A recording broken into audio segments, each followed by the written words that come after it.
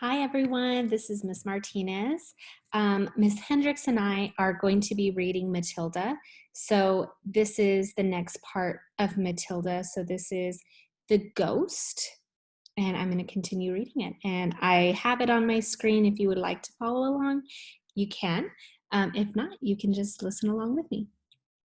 The ghost. There was a comparative calm in the Wormwood household for about a week after the superglue episode. The experience had clearly chastened Mr. Wormwood, and he seemed temporarily to have lost his taste for boasting and bullying. Then suddenly, he struck again. Perhaps he had a bad day at the garage and had not sold enough crummy second-hand cars. There are many things that make a man irritable when he arrives home from work in the evening, and a sensible wife will usually notice the storm signals and will leave him alone until he simmers down. When Mr. Wormwood arrived back from the garage that evening, his face was dark as thundercloud, and somebody was clearly for the high jump pretty soon. His wife recognized the signs immediately and made herself scarce. He then strode in the living room. When Matilda happened to be curled up in an armchair in the corner, totally absorbed in a book, Mr. Wormwood switched on the television. The screen lit up. The program blared. Mr. Wormwood glared at Matilda. She hadn't moved. She had somehow trained herself by now to block her ears from the ghastly sound of the dreaded box. She kept right on reading, and for some reason, this infuriated the father. Perhaps his anger was intensified because he saw her getting pleasure from something that was beyond his reach. "Don't you ever stop reading?" he snapped at her. "Oh, hello, Daddy," she said pleasantly. "Did you have a good day?" "What is this trash?" he said, snatching the book from her hands. Remember, Mr. Wormwood likes to watch TV and doesn't really like reading books. "It isn't trash, Daddy. It's lovely. It's called The Red Pony. It's by John Steinbeck, an American writer. Why don't you try it? You'll love it." "Filth," Mr. Wormwood said. "If it's by an American, it's certain to be filth. That's what they all write about." "No, Daddy, it's beautiful. Honestly, it's about..." "I don't want to know what it's about," Mr. Wormwood barked. "I'm fed up with your reading anyway. Go and find yourself something useful to do." With frightening suddenness, he now began ripping the pages out of the book in handfuls and throwing them in the waste paper basket. Matilda froze in horror. The father kept going. There seemed to be little doubt that the man felt some kind of jealousy. How dare she? He seemed to be having fun with each rip of a page. How dare she enjoy reading books when he couldn't? How dare she? "That's a library book," Matilda cried. "It doesn't belong to me. I have to return it to Mrs. Phelps." "Then you'll have to buy another one, won't you?" the father said, still tearing out the pages. "You'll have to save your pocket money until there's not enough to kitty buy or a new one in your precious Mrs. Phelps, won't you?" With that, he dropped now the empty covers of the book and into the basket and marched out of the room, leaving the tally blaring. Most children in Matilda's place would have burst into floods of tears. She didn't do this. She seemed to know that neither crying nor sulking ever got anyone anywhere. The only sensible thing to do when you are attacked is, as Napoleon once says, to counterattack. Matilda's wonderfully subtle mind was already at work.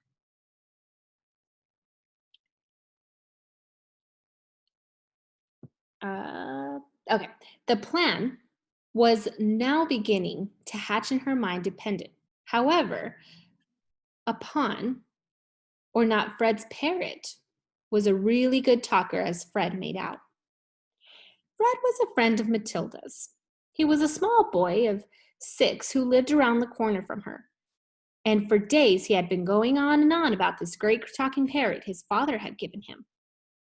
So the following afternoon, as soon as Mrs. Wormwood had departed in her car for another session of bingo, Matilda set out to Fred's house to investigate. She knocked on his door and asked if he would be kind enough to show her the famous bird. Fred was delighted and led her up the bedroom, where a truly magnificent blue and yellow parrot sat in a tall cage. There it is, Fred said.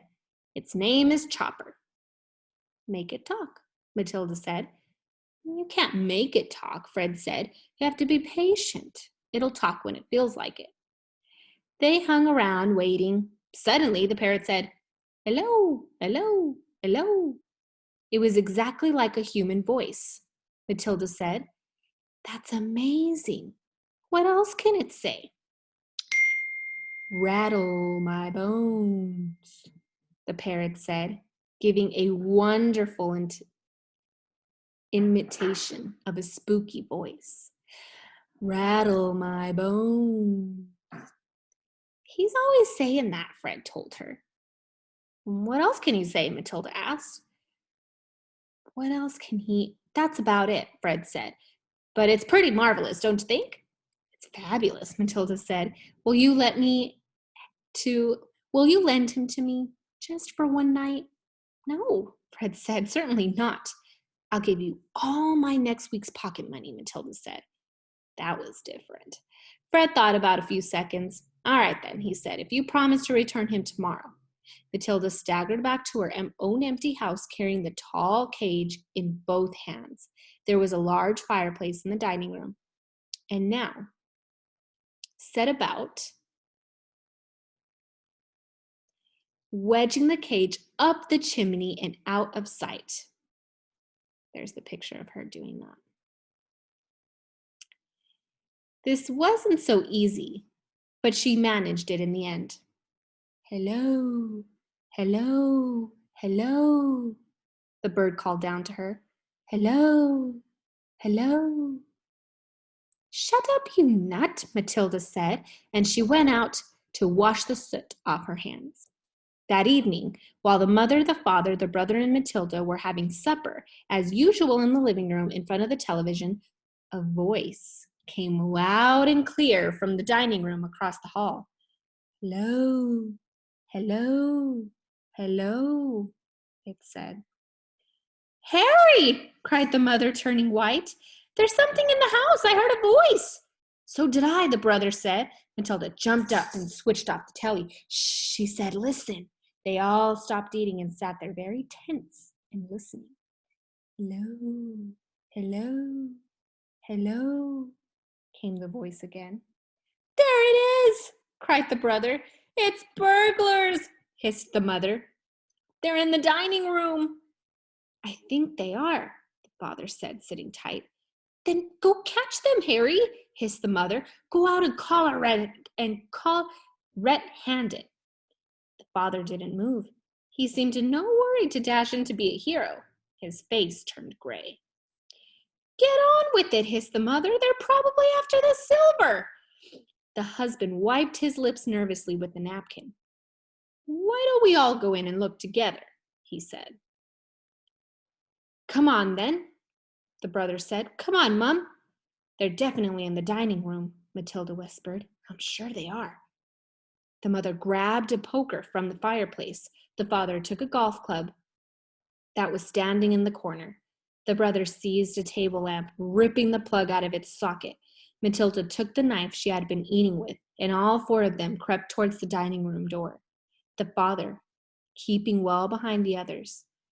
"Hello, hello, hello," came the voice again.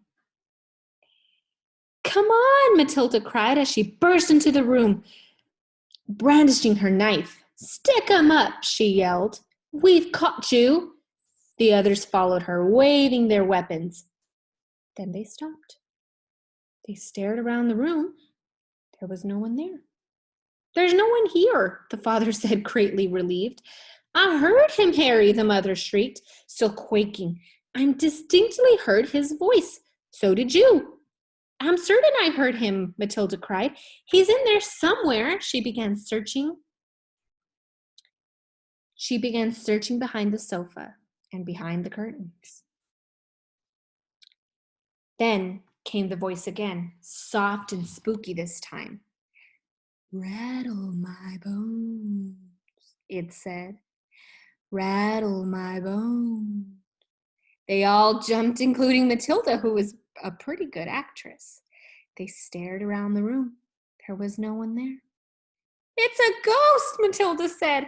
Heaven help us, cried the mother, clutching her husband around the neck. I know it's a ghost, Matilda said. I've heard it here before. The room is haunted. I thought you knew that. Save us, the mother screamed, almost throttling her husband.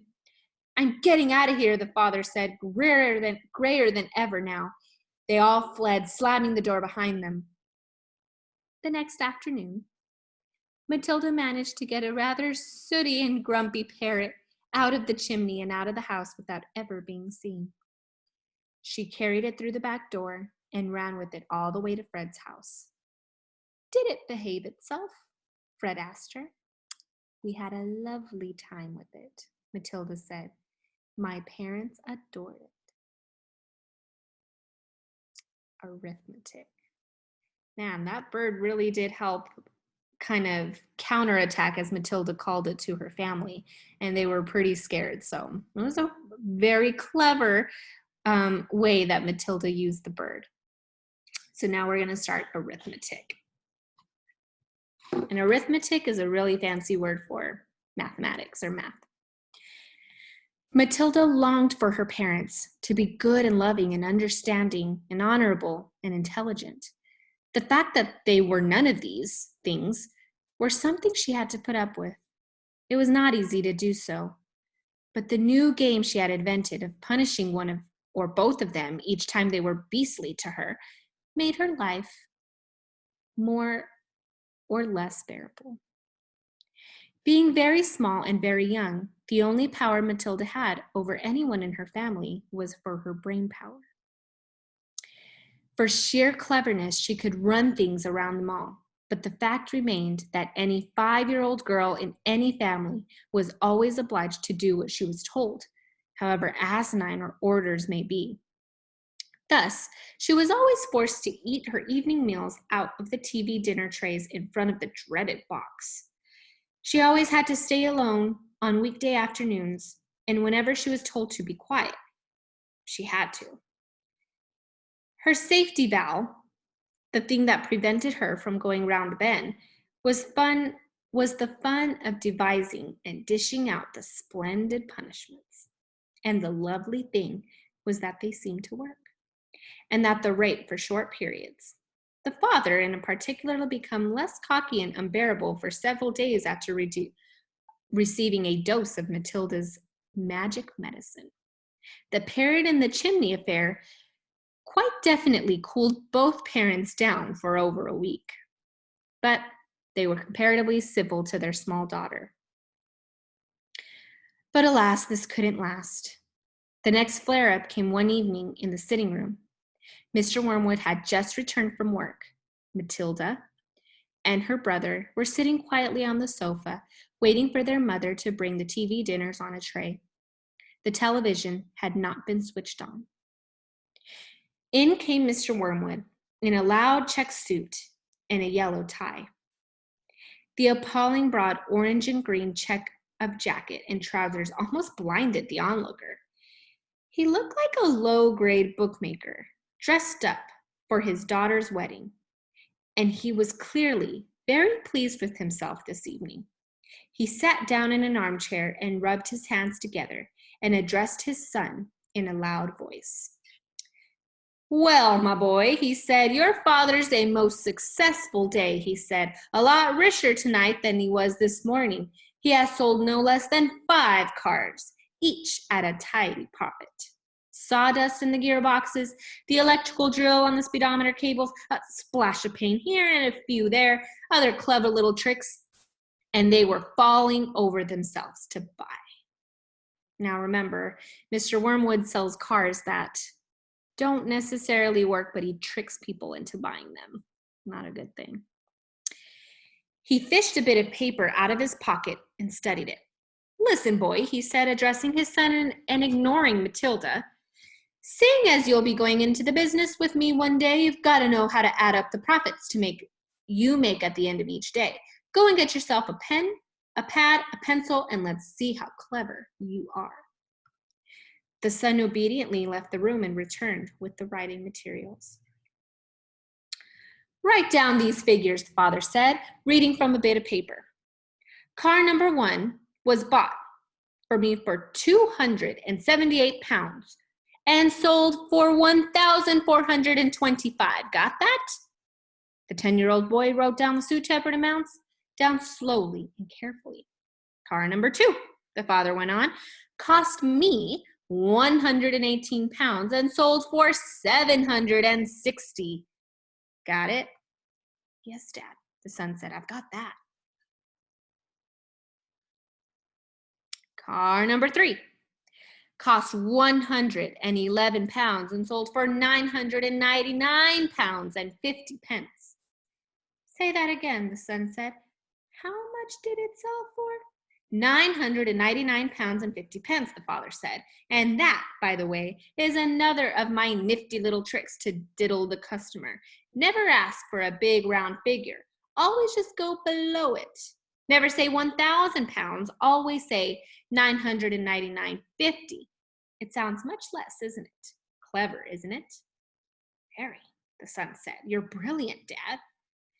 Car number 4 cost 86 pounds, a real wreck that was, and sold for 699 pounds 50.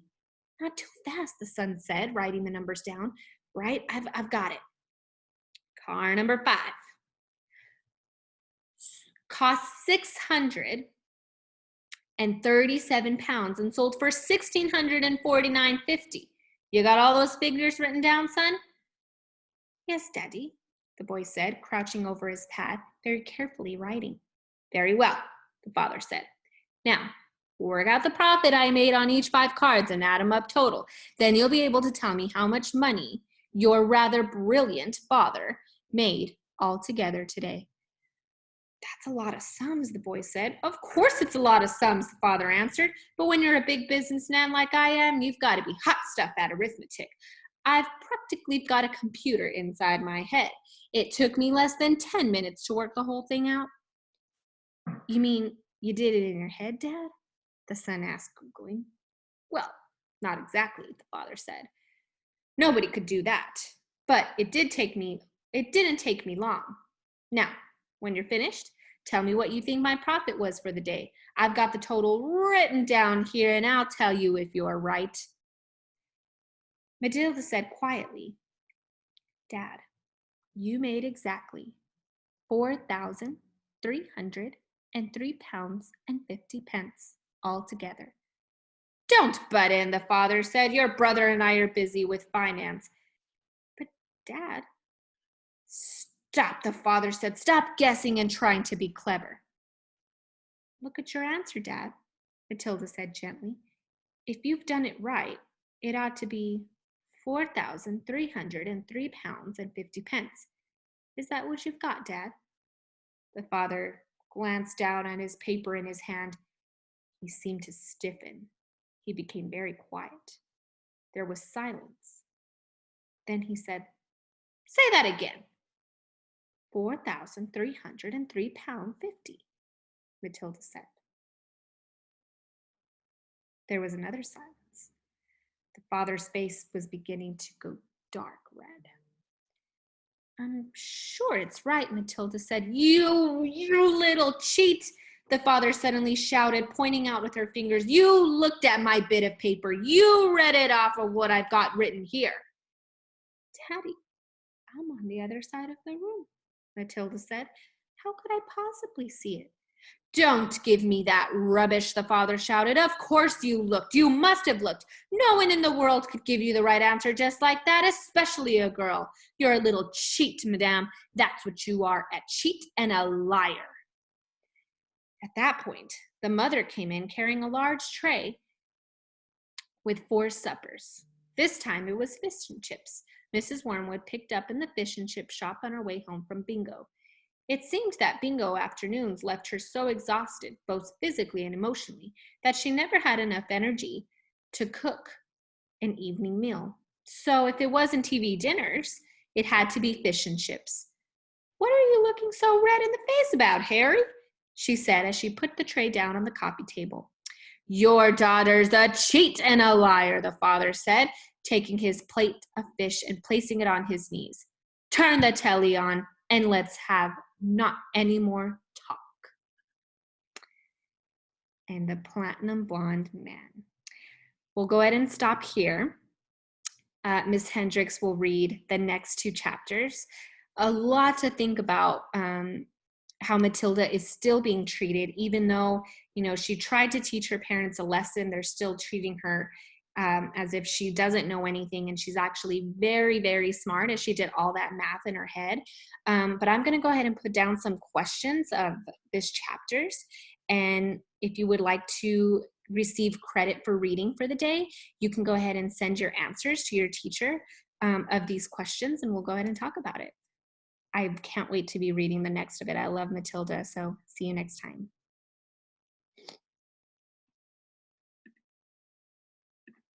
Bye, guys.